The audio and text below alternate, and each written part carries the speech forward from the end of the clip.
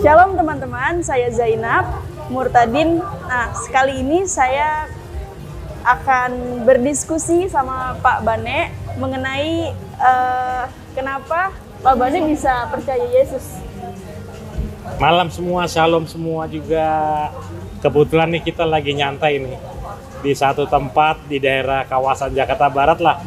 Sambil ngopi-ngopi, sambil coba kita sharing tentang mengapa kita bisa terima Yesus. Karena kan Zainab juga dulunya juga sama kan, seperti itu. Sama juga dengan saya, seperti itu. Nah kalau ditanya mengapanya, ya itu memang kita sebagai Muslim tidak ada yang pernah ingin menjadi seorang Kristen lah.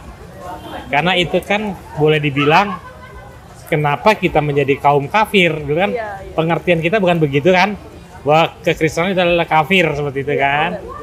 Nah cuman seiring perjalanan waktu, ya terus terang adalah pergolakan di batin saya untuk mencari jaminan keselamatan, damai sukacita, dan mencari kebenaran yang sesungguhnya seperti itu.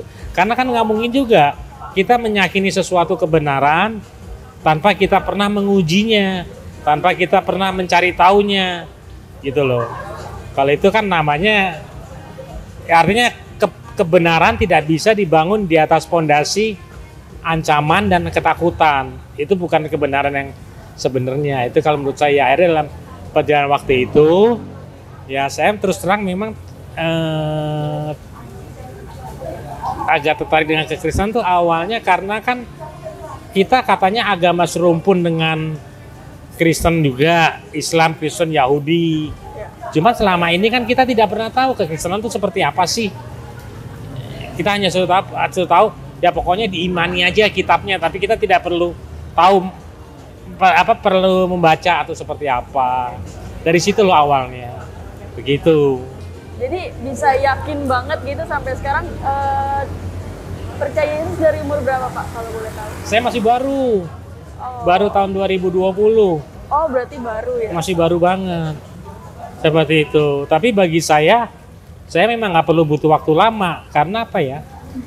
Apa yang tertulis dalam Alkitab itu benar-benar membuka semua yang selama ini jadi pertanyaan saya gitu. Semua ada jawabannya di Alkitab, dari sejarah kehidupan manusia, dari Adam terus berurutan. Dan juga semua kejadian-kejadian sejarah. Dan ingat juga bahwa apa yang ada di Alkitab itu udah jadi fakta dan bukti sejarah loh. Amin. Artinya itu tidak hanya sekedar cerita tanpa bukti sejarah. Ya. Seperti itu. Kalau untuk prosesnya kira-kira berapa lama kan dari tahun 2020 kan? Kurang lebih setahun lah ya. 1 tahun. 1 tahun prosesnya, nggak terlalu lama lah. Itu dari. Nah kalau Zainab sendiri gimana tuh kira-kira? Kalau aku sebenarnya dari dulu zaman SMP, Ya. dari zaman SMP udah tertarik tentang kekristenan. Oh gitu. Iya, karena nggak tahu kenapa ya, aku lebih suka bergaul sama orang Kristen. Iya. Bukan karena baik juga sih, cuma kayaknya aku lebih ngelihat kasih yang sejati gitu, yang bener-bener kasih. Ya memang beda ya. Artinya gini, beda. Dari auranya aja saya juga bisa lihat bahwa pada saat dulu saya bisa nebak nih kayaknya orang Kristen nih, kelihatan dari auranya. Ternyata bener biasanya.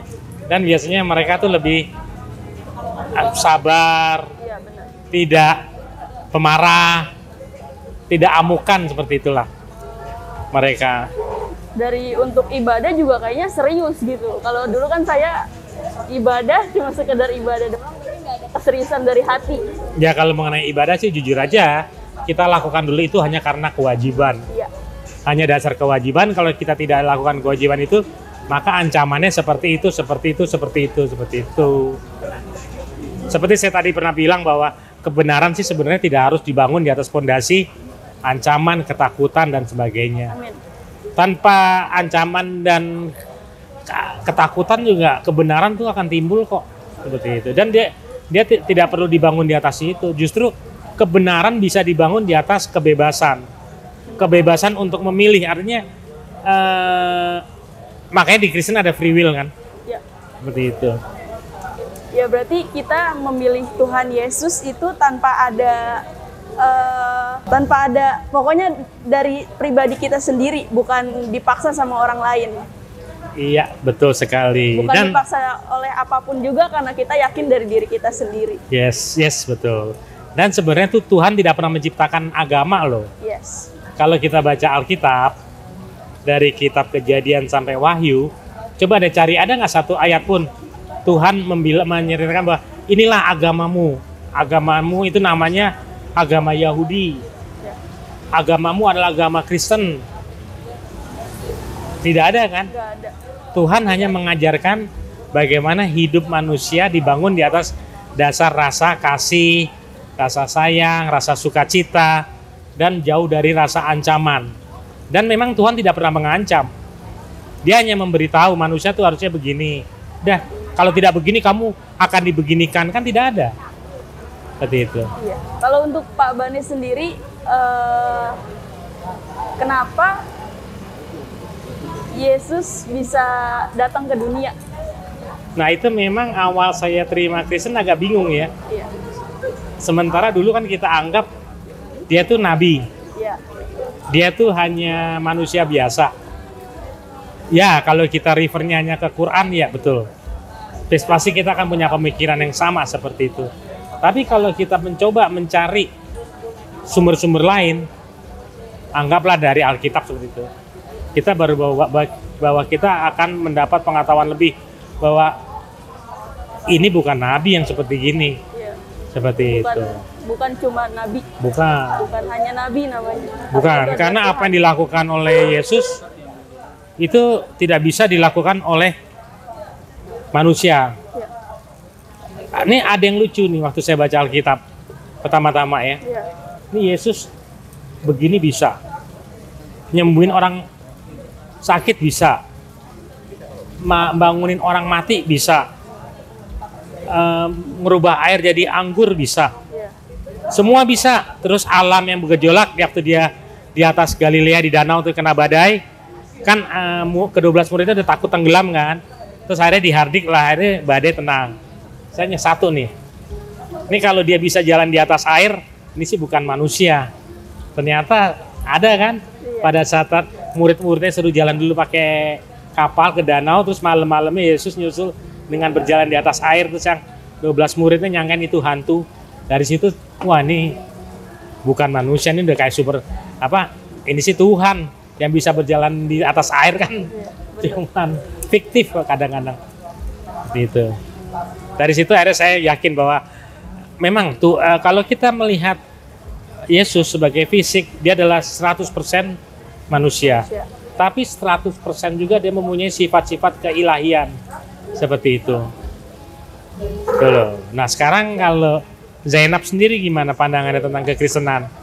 Kalau saya pertama kali, jujur ya, pertama masuk Kristen tuh bukan karena tahu Alkitab sebenarnya. Justru nggak tahu apa-apa tentang Alkitab. Tapi dapat kayak yang sesungguhnya gitu, yang sebenarnya.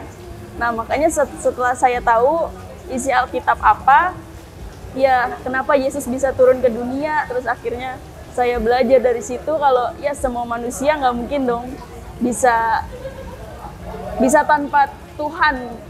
Kita bisa jalan sendiri, akhirnya kita masuk ke surga gitu. Nah jadi karena yang saya bangga, saya jadi Kristen itu, ya saya punya Yesus, punya juru selamat yang sesungguhnya. Iya, dan mengapa dia disebut juru selamat?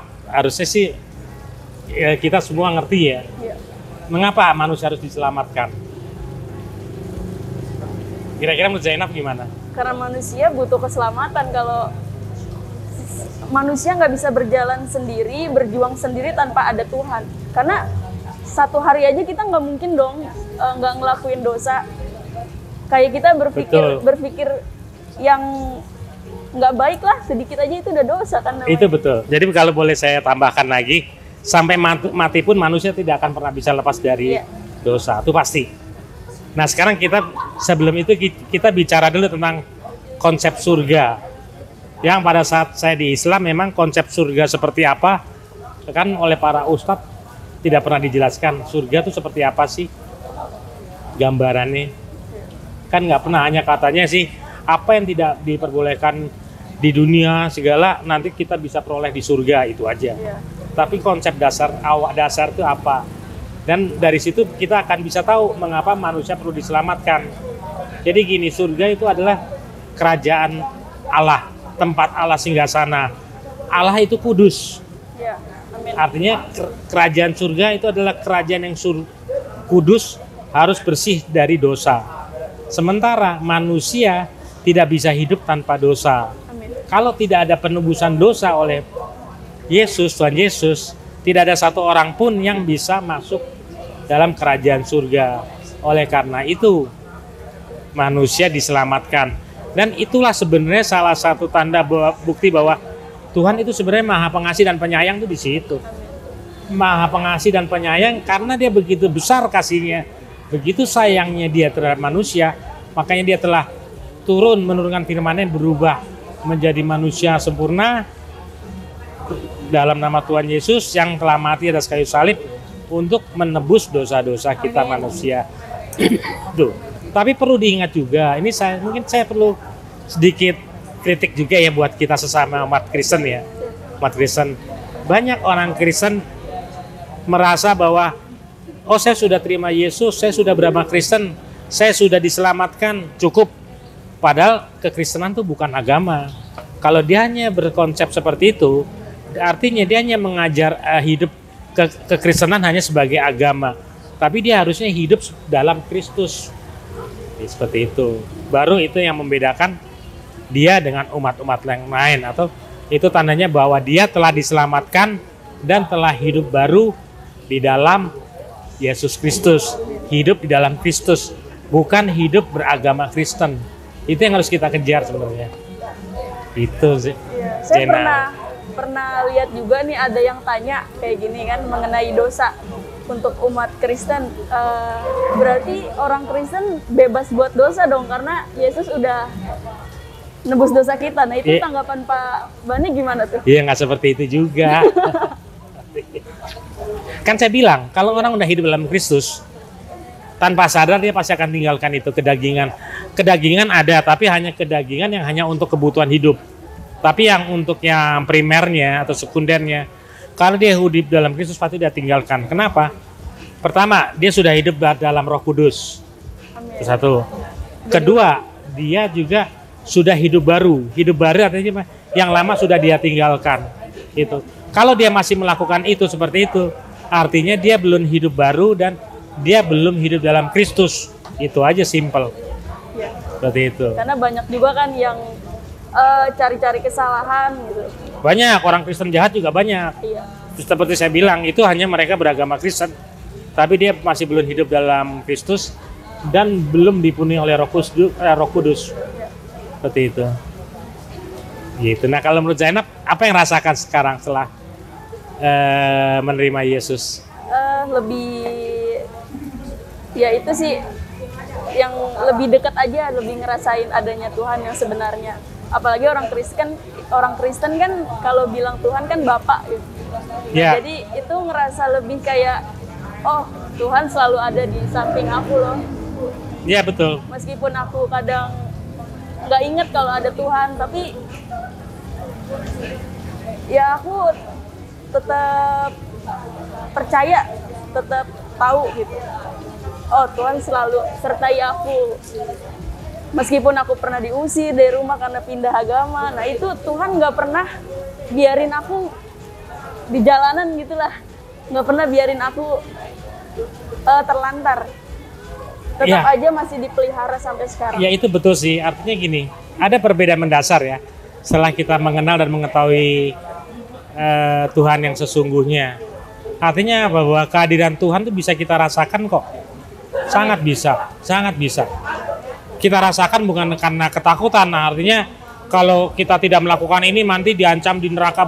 Bukan seperti itu. Artinya dalam kehidup seharian gitu loh.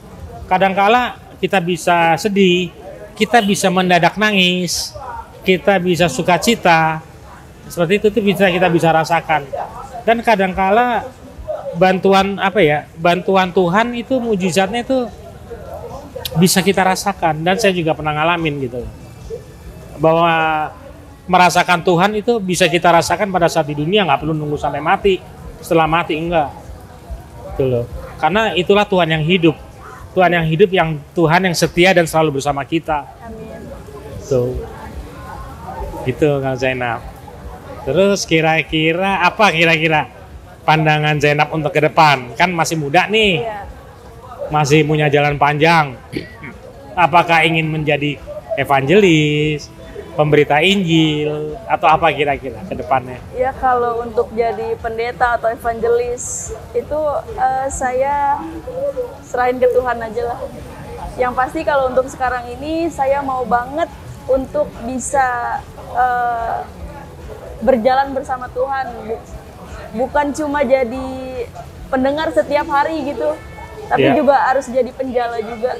Ya itu benar, karena juga ada satu amanat agung yang ditinggalkan Tuhan Yesus kepada kita, bahwa kita punya kewajiban untuk memberitakan Injil sebagai kabar gembira, kabar keselamatan. Itu adalah amanat agung yang memang harus kita lakukan sebagai orang yang sudah percaya dan terima Yesus. Bahwa keselamatan itu harus kita beritakan ke orang lain yang belum mengenalnya. Itu amanat agung yang harus kita laksanakan. Apapun bisa kita lakukan gitu, melalui media sosial, melalui pelayanan ke masyarakat, dan banyak hal lagi lah. Termasuk melalui medsos juga bisa. Di YouTube atau apa lainnya. Apapun yang kita bisa lakukan untuk melayani, lakukan itu. Ya. Itu aja sih. Ada lagi kira-kira? Ya apa kita mau ngopi dulu nih? Nah, ya aku mau nanya lagi, ketika Pak Bane udah menerima Tuhan Yesus, gimana respon keluarga? Oh, kalau saya sih kebetulan keluarga saya adalah keluarga Islam yang moderat ya. Oh. Jadi tidak ada masalah. Cuman memang mereka merasa sedih aja meninggalkan Islam. Sama ya, kadang-kadang saya suka diingetin jangan terlalu sering posting Alkitab di Facebook. Tapi yang apa? Itu masih suka saya lakukan kok. Seperti itu. Cuman ya itulah, menurut saya sih sebagai carilah kebenaran yang sesungguhnya mumpung kita masih hidup. Ya. Itu satu. Kedua, kebenaran itu harus kita uji. Nggak mungkin juga kita ini bener gitu loh. Tapi kita nggak pernah tahu bener enggaknya dari mana. Iya benar. Gitu loh. Kan kita harus menguji, mencari tahu. Setelah menguji, mencari tahu baru kita yakin oh ya ini bener.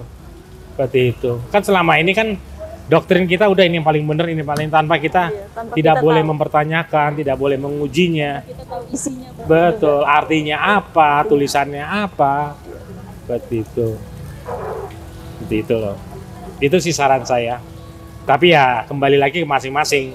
Kalau ingin mencari kebenaran, carilah kebenaran selama kita masih hidup. Ya. Kalau kita sudah mati, sudah telat ntar semuanya. Ya mungkin sekian dari diskusi kita saat ini. Nah untuk Pak Bane sendiri ada nggak pesan-pesan untuk penonton?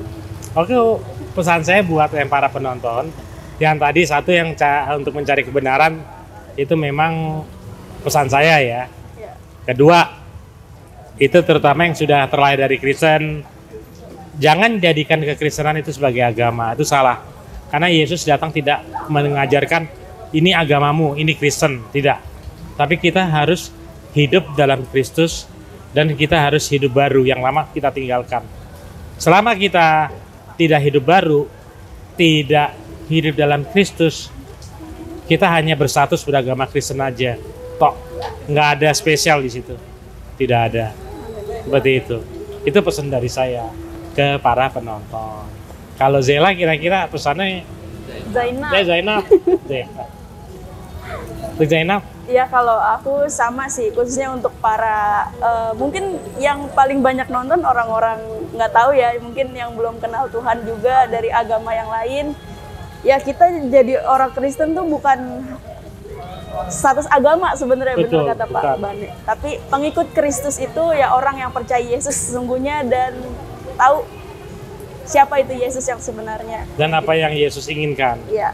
Supaya kita selamat mendapat Ya. keselamatan.